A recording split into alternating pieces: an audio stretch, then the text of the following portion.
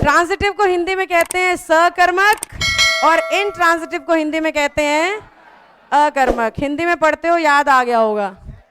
कर्म का मतलब इंग्लिश में ऑब्जेक्ट होता है।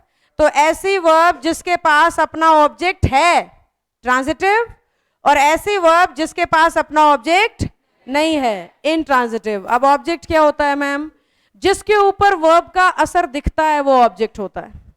जिसके ऊपर वर्ब का असर दिखता है वो ऑब्जेक्ट होता है। मैं पढ़ा रही हूं किसको?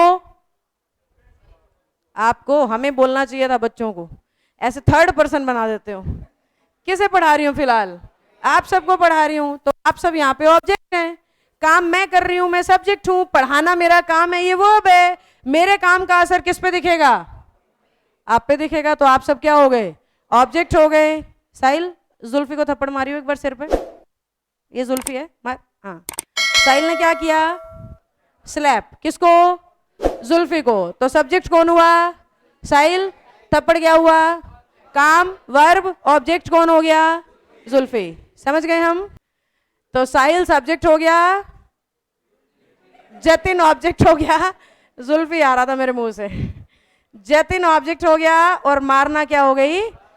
मेरे ख्याल से ऑब्जेक्ट समझ में आ गया। अब हमारा डेफिनेशन क्या बोल रहा है कि जहां पे ऑब्जेक्ट है वो वर्ब ट्रांजिटिव और जहां पे ऑब्जेक्ट नहीं है वो वर्ब। अब इस सेंटेंस में ऑब्जेक्ट था क्योंकि हमें काम होता हुआ दिखा और उस पर असर भी दिखा, उसने रिएक्ट किया।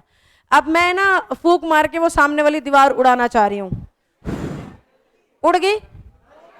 असर दिखा ऑब्जेक्ट पे, काम तो मैंने किया। क्या काम किया? ब्लोइंग बोलेंगे इसको, BLOWING। क्या किया मैंने? लेकिन दीवार में उड़ा नहीं पाई। तो मेरे काम, सब्जेक्ट भी है, काम भी किया, पर ऑब्जेक्ट के ऊपर असर। तो ये जो ब्लो है ना, ये इनट्रांजिटिव है। क्यों? क्योंकि इसके पास अपना ऑब्जेक्ट नहीं है। समझ गए हम बात को? जिस वर्ब के पास अपना ऑब्जेक्ट नहीं होता वो इनट्रांजिटिव होती है, और जिसके पास अपना ऑब्जेक्ट होता है वो ट्रांजिटिव। तो आपको स्ट्रेट अवे ये पता करना होता है सेंटेंस में कि इज ऑब्जेक्ट विजिबल और not. If your object is visible, that verb is 100% transitive. If your object is not visible, that particular verb is 100% intransitive. समझ जाएंगे हम?